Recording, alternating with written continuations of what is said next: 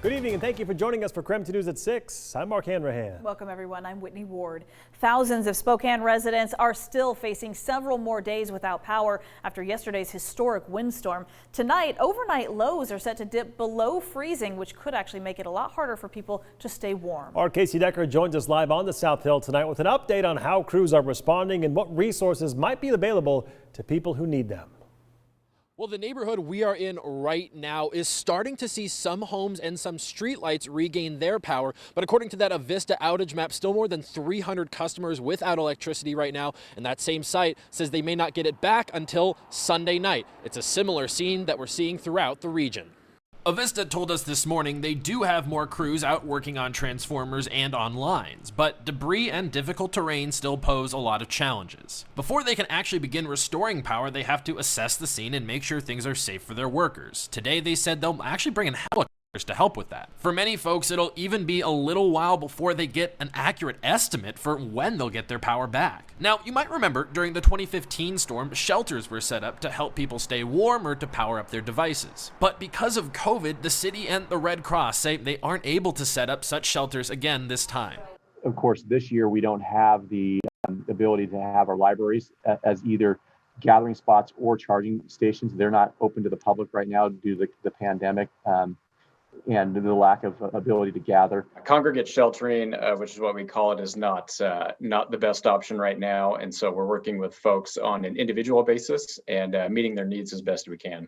Trying to establish any central places for people to go was just deemed too time-consuming and risky compared to trying to target services directly. That often takes quite a bit of time and back and forth with health officials to make sure that we are following that guidance and we're not actually doing additional harm. So what should people do if they need help? Call a hotline like 311 or 211 and they'll try to direct you to services. Depending on their specific needs, but we can help them find temporary shelter. We can give them food, clothing, medical supplies, things like that.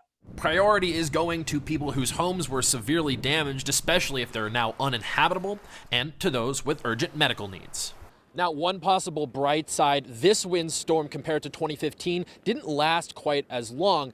Another big one, the weather is better this time around. It's not quite as cold out as it was in 2015. I'm told that helps crews a little bit in terms of the speed of their ability to repair these power lines. And of course, it also reduces the danger level for not having heat right now. Reporting on the South Hill tonight, Casey Decker, KREM 2 News. Casey, thank you very much. New tonight, Avista has released a list of estimated times when power will be restored to different areas. Our own Ian Smay is joining us now live in the newsroom with that list, as well as a look at the current outages tonight. Ian?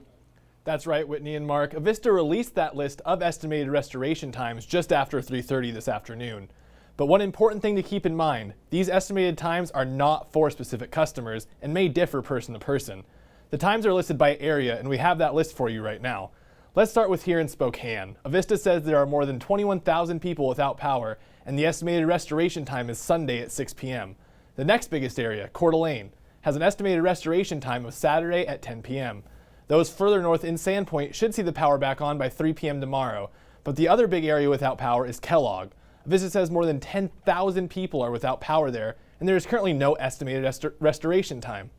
Remember, those times are just estimates and may differ person to person. But now let's take a look at the current outage map for Avista.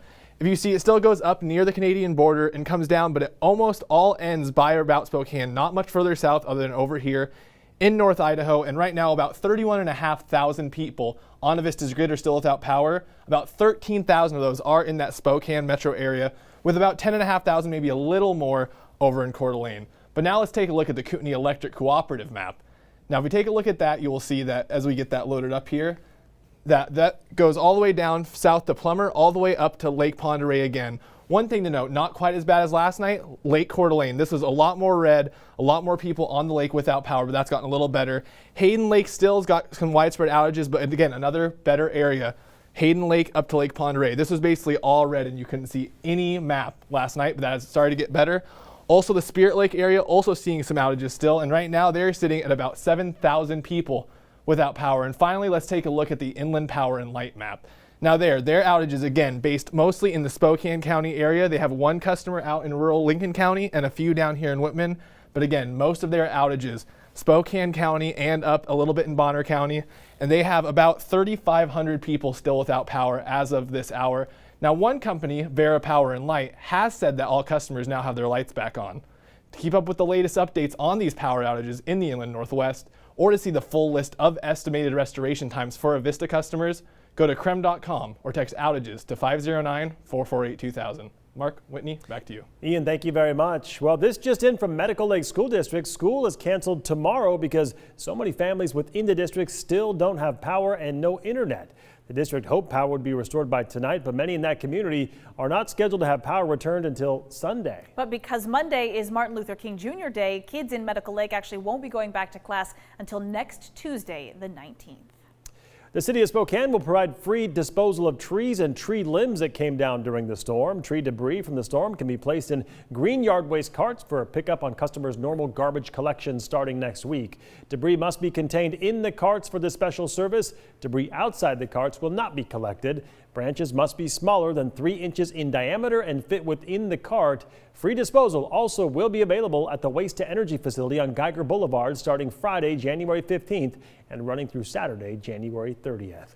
Well, now that the wind has settled down today, we did see a lot more sunshine. It was actually really nice. Meteorologist Thomas Patrick is here now to tell us what we can expect for the overnight hours. Hi, Thomas. Hey there. Yeah, today one of the first days I got to use my sunglasses of all of 2021. It's been exceptionally cloudy. Now, we are in a much more calm stage of our forecast, but it's not void without a couple sprinkles or a couple snow showers along the way. But fairly calm for tonight. It's 34 degrees right now, but more importantly, the wind speed's only 6 miles per hour as opposed to 60 and stronger like what we saw yesterday morning. Temperatures just in the 30s. Most everybody's still above the freezing mark as of this hour, but we do dip down into mainly the 20s for tonight. This is not unusual. It is January after all, and one of the key differences between what we're experiencing tonight as opposed to the aftermath of the 2015 storm is that it isn't as bitter cold as it was during that historic event. All of the west coast of the U.S. actually experiencing calm weather, high pressure overhead, keeping us on the relatively clear side, but we will start to see these small chances for scattered showers or scattered snow showers every once in a while. That next chance actually tomorrow morning. You look at the 8 and 9 o'clock hours, you see the rain and the snow icons there. We'll call it a wintry mix or a rain snow mix, but very light stuff. It'll be mostly cloudy during the afternoon hours. High temperatures fairly stable in the upper 30s. So I'll be tracking when we'll see these rain and snow shower chances and what the extended outlook has in store for us as well. All right, sounds good, Thomas. Thank you very much. Today, miners in Wallace, Idaho were rescued after being trapped underground for nearly 24 hours. They were trapped after power went out due to that windstorm. The first group of 35 miners made it out of that mine after 10 a.m. today. They came up in 2 groups because the mine shaft only holds 35 people.